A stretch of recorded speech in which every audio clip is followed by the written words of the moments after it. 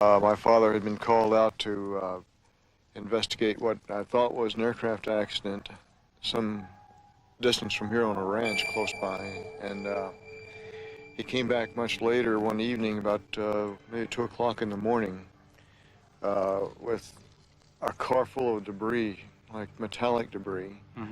And he was very excited about it. He unloaded a good part of this debris into the house here, into the kitchen part, and he woke my mother and myself up to come look at this, because he had no idea what this was.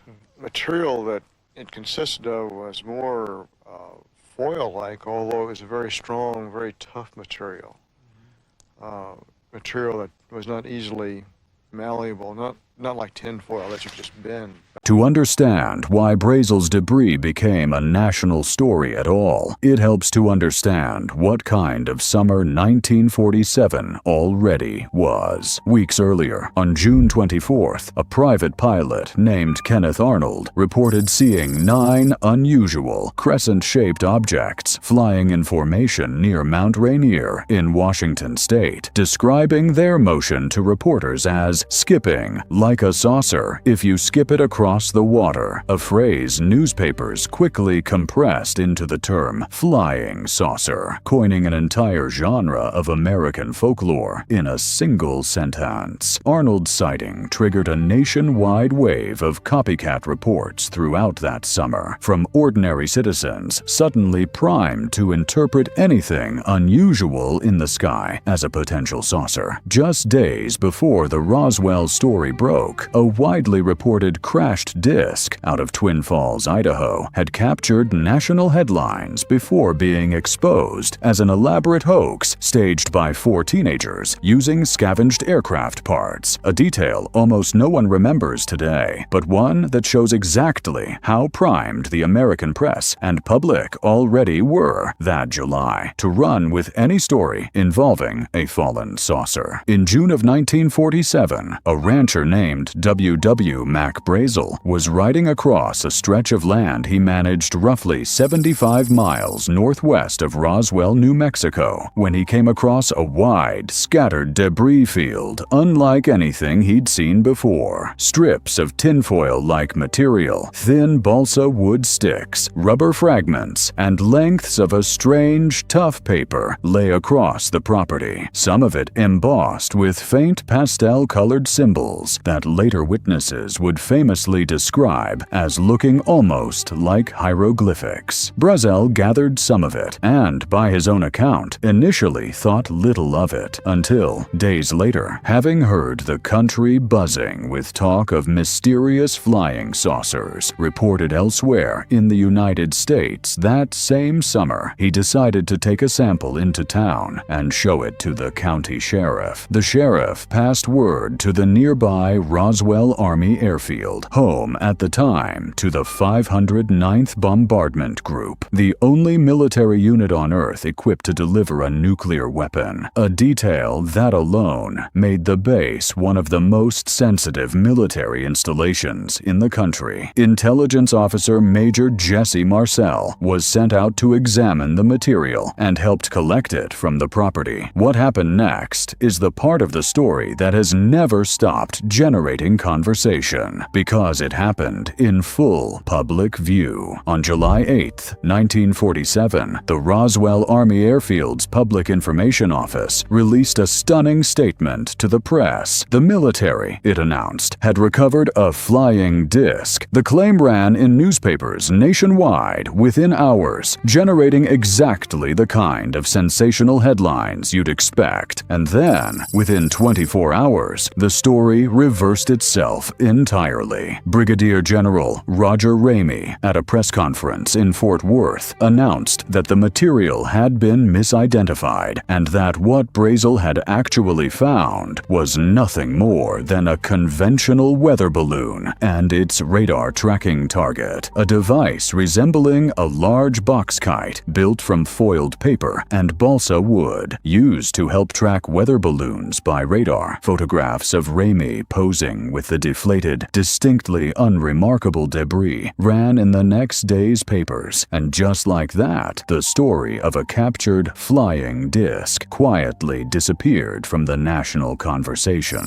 For the next 30 years, that's largely where it stayed. The Roswell incident wasn't even widely considered a UFO event during that entire period. It was treated, when it was remembered at all, as a brief, mildly embarrassing case of a military press office jumping the gun on a weather balloon. Brazel himself gave a radio interview at the time, expressing skepticism that what he'd found was really just a weather balloon, given how much debris was scattered across such a wide area. But the story had already lost the public's attention. Brazel died in 1963, 16 years before anyone would revisit his find with any real scrutiny. Decades later, when the Air Force conducted its own formal review of the case, investigators went back and compared the physical descriptions of the material found on Brazel's ranch against the debris photographed in General Ramey's office during the Retraction press conference. The same debris that skeptics have long argued may have been swapped out for a more mundane weather balloon before reporters ever saw it. The Air Force's own comparison concluded that the descriptions of the wreckage on the ranch and the wreckage shown in Ramey's office were, in fact, consistent with each other, undercutting one of the most persistent specific claims in Roswell lore that the material photographed for the press wasn't the same material Brazel had actually found. Everything changed starting in 1978 when a UFO researcher named Stanton Friedman tracked down and interviewed Jesse Marcel, the intelligence officer who had originally helped collect the 1947 debris. In that interview, and in a widely viewed 1980 television appearance on the series In Search of, Marcel stated plainly that the weather balloon explanation had been a cover story and that he and General Ramey had both known at the time that it wasn't accurate. It was an extraordinary claim from a credible-seeming military source, and it reignited public interest in Roswell almost overnight. Authors Charles Berlitz and William Moore published The Roswell Incident in 1980, tracking down dozens of additional witnesses and participants, many of whom offered increasingly detailed and increasingly dramatic accounts of what they claimed to remember from that summer. Accounts that, as the years went on, began to include details entirely absent from any 1947 reporting. Small alien bodies recovered from the crash site, indestructible metals that couldn't be cut or burned, hieroglyphic writing that no one could translate. Some of that added detail, researchers later noticed, didn't originate with Roswell witnesses at all. Berlitz and Moore had previously drawn heavily on a much older, already discredited story, journalist Frank Scully's 1950 book Behind the Flying Saucers, which described crashed alien spacecraft and recovered bodies near Aztec, New Mexico, a story that had been exposed as an elaborate con perpetrated by two grifters selling fake alien technology years before Roswell was ever reinterpreted as a UFO event. Several of the specific details that entered Roswell testimony in the 1980s, small alien bodies, indestructible hulls, hieroglyphic writing, bear a strong resemblance to Scully's long-debunked Aztec hoax, more than to anything actually reported out of Roswell in 1947, a pattern that has led some researchers to argue that later Roswell witnesses may have been unconsciously blending genuinely separate stories. Brazel's own surviving children, interviewed decades later, added their own complications to the record. His son, William Brazel Jr., described the military detoning his father and swearing him to secrecy after the debris was found. A dramatic claim that sits awkwardly alongside the fact that multiple people reported seeing Brazel freely around Roswell during the period he was allegedly being held, and that he gave an on-the-record interview to local radio station KGFL during that same window. Brazel's daughter, Bessie Brazel Schreiber, who had helped her father gather the debris as a 14-year-old, gave a description of the material consistent with Project Mogul equipment when interviewed by researchers, one of several instances where family testimony, examined closely, lined up better with the balloon explanation than with the crashed spacecraft narrative that had grown up around it. Marcel's own son, interviewed by researchers as an adult, said that when he was 10 years old, his father had shown him wreckage from the site, including what he described as a small metal beam etched with symbols. That detail matched, almost exactly, decorative purplish-pink tape used at the time by radar target manufacturers. Tape that, investigators later established, had come from a New York toy and novelty company. It's the kind of overlap that skeptics point to again and again in the Roswell case. Mundane 1947 military hardware, retold decades later by aging witnesses, gradually taking on details that better match popular alien crash mythology circulating in books and film than they match anything actually recovered on Brazel's ranch. The mythology only grew more tangled in 1984 when a set of documents surfaced purporting to be a briefing paper for incoming President Eisenhower, describing a top-secret group called Majestic 12, supposedly formed to manage the government's recovered alien technology and biological specimens. The documents were embraced by parts of the UFO research community for years before document examiners and the FBI's own investigation concluded they were very likely a modern forgery, riddled with formatting and signature inconsistencies inappropriate for the era they claimed to be from. Yet the Majestic 12 concept has continued to circulate in UFO circles regardless, layered on top of the Roswell story as an explanation for where any recovered material or bodies supposedly went next. By the 1990s, public and congressional interest in Roswell had grown large enough that the U.S. General Accounting Office formally requested an Air Force investigation into the incident, and what came back settled, at least officially, one of the 20th century's most famous unanswered questions. In 1994 and 1995, the Air Force published an exhaustive report titled The Roswell Report: Fact versus Fiction in the New Mexico Desert, drawing on newly declassified Cold War documents. The debris recovered from Brazel's ranch, the report concluded, wasn't a conventional weather balloon at all, but it wasn't a spacecraft either. It was wreckage from Project Mogul, a then top-secret U.S. program using long trains of high-altitude balloons strung together and equipped with sensitive microphones designed to listen for the acoustic signature of Soviet nuclear weapons tests from the upper atmosphere. A specific Mogul balloon train, launched from nearby Alamogordo Army Airfield, had gone missing in June of 1947 and come down roughly 70 miles from its launch point, landing directly in the area where Brazel found his debris. In other words, the cover story Jesse Marcel had spent decades insisting existed really had existed, just not the one most people assumed. The weather balloon explanation wasn't hiding an alien spacecraft. It was hiding a different, still classified Cold War surveillance program at a moment when admitting the U.S. was secretly trying to detect Soviet nuclear tests was considered a far greater security risk than letting the public believe the Army had briefly mistaken a balloon for a flying saucer. As one retired Smithsonian space history curator later put it, it was simply easier for the Air Force to let people believe in a flying disc than to explain what Project Project Mogul actually was. The Air Force followed up in 1997 with a second, equally detailed report addressing the specific claims about alien bodies that had entered the story by then, claims completely absent from any account in 1947 itself. That report proposed that witnesses, over decades of retelling and cross-contamination between separate incidents, had likely conflated several